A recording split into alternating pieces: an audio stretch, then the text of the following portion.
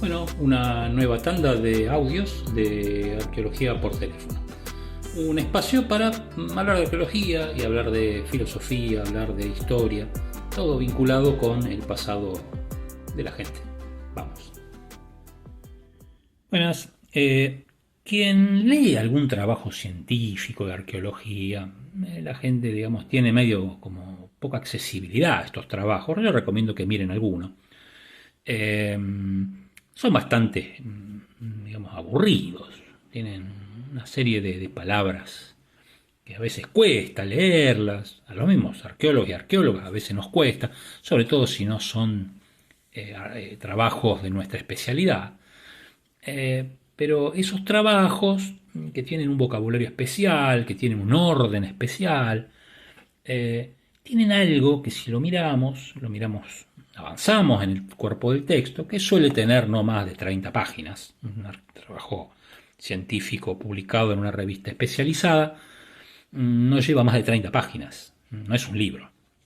Bueno, ese trabajo, en general, más o menos, vamos a suponer a mitad del camino, suele tener una tabla de tipo Excel, una tabla con cifras, y con, en general, fragmentos, el nombre de fragmentos. Entonces se dice, por ejemplo, bueno, huesos de pollo, 80, huesos de vaca, 250, huesos de pescado, 30, huesos de roedor, 80. Entonces, esa tabla está diciendo, digamos, qué cantidad de pedacitos, en este caso restos de comida, hemos encontrado. O sea, las personas que vieron ahí comieron probablemente este tipo de animal, pero lo que encontramos, bueno, son esos números, son cantidades, son esas cantidades. A veces esas cantidades, bueno, están reducidas porque si yo encuentro, por ejemplo, cabezas de pollo, sé que tantas cabezas son tantos pollos, pero si yo encuentro, y supongamos, 3 fémures de una vaca, o sea, 3 fémures de una vaca, y sé que son 2 vacas. Ahora, si encuentro uno solo, es una vaca. Ahora, si encuentro muchos, y bueno, ya la cosa se va complicando, porque cuántos de esos fémures son de la misma vaca y cuántos son de otras vacas. Entonces, si tengo 5 fémures, pueden ser 5 vacas. Pero bueno, no sé si la palabra fémur es la correcta, no soy especialista digamos, en huesos de vaca, pero sí esto, digamos, empieza a conformar una especie de estadística. La estadística implica que, dada una realidad, yo la puedo descomponer en números y de esos números sacar conclusiones. Groseramente es eso. Todos hemos tenido estadística en la escuela secundaria, generalmente es bueno para ver los censos, son estadísticas, ver cuántos extranjeros hay, cuántos nacionales, las edades, quiénes trabajan, quiénes no, y después se sacan proporciones. Si yo tengo tantos huesos de pollo y tengo tantos huesos totales y tal porcentaje de huesos de pollo, se supone que es el pollo que se consumió. Esto es totalmente falso, como cualquiera lo puede pensar. Que yo haya encontrado 30 huesos de pollo no quiere decir que, si sé que se han comido pollo y han dejado 30 huesos, pero supongamos que reducidos sean 10 pollos, o sea, supongamos 10 pollos, con esos 30 huesos, algunos de ala, otros de pata. Entonces, supongamos que se comieron 10 pollos, pero eso no quiere decir que los pollos comidos sean realmente 10. Puede significar, puede pasar, que algunos huesos de pollo fueron a parar a otro lado, que se comieron los huesos de pollo, los pollos, pero los huesos se arrojaron, o están enterrados en otro lado, o directamente, bueno, no se comieron esa cantidad de pollos, esa familia, sino que ahí fueron a parar huesos de otras familias, puede pasar. Entonces, ya la estadística se pone en duda, porque que yo tenga una cantidad no quiere decir que sea el total. Generalmente lo que se encuentra es lo que quedó.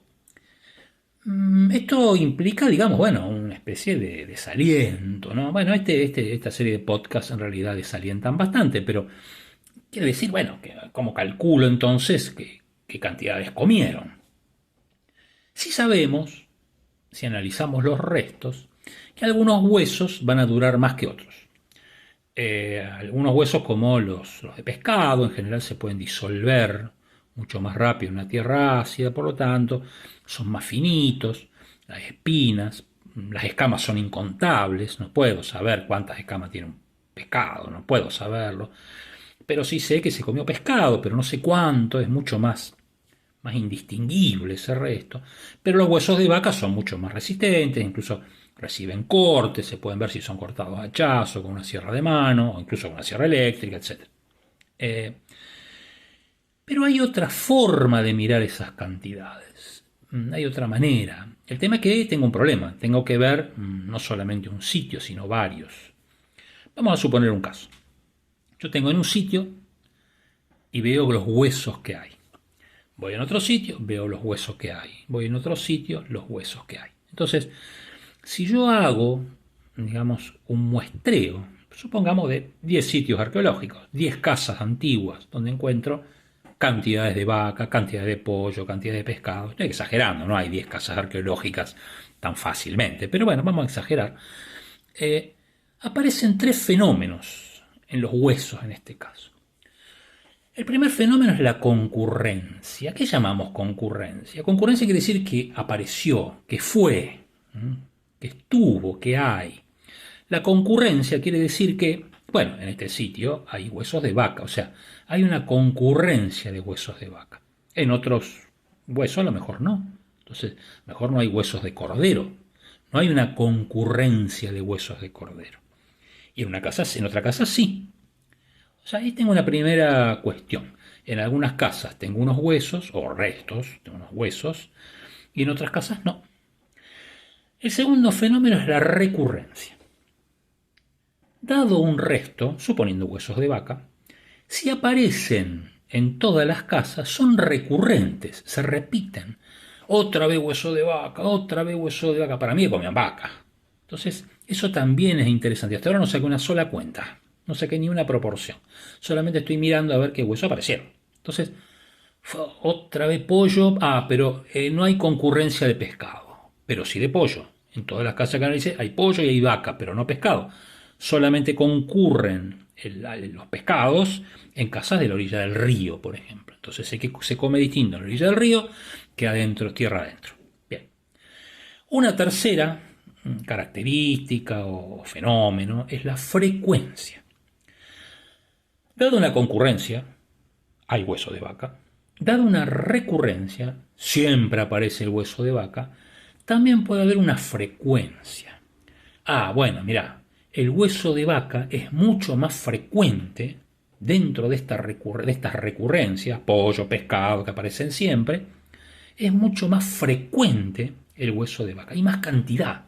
Entonces yo ahí ya un poco rompí la tabla Excel, porque digo, bueno, entonces quiere decir que en un panorama mucho más amplio que un solo pozo, puedo decir que la gente tendía a comer vaca, tendía a comer pollo y en algunos lugares tendían a comer pescado. Entonces, como vimos en un podcast anterior, tenemos que insertar estos restos en una trama.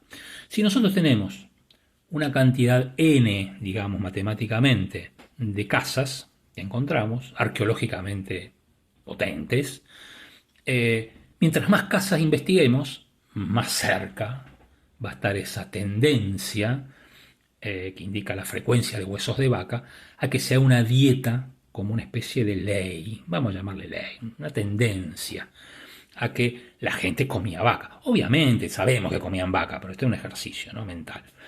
Estos podcasts son ejercicios mentales. Entonces, bueno, un poco eso destruye, disuelve la estadística y empieza a formarse una trama numérica de consumo, que es muy distinto.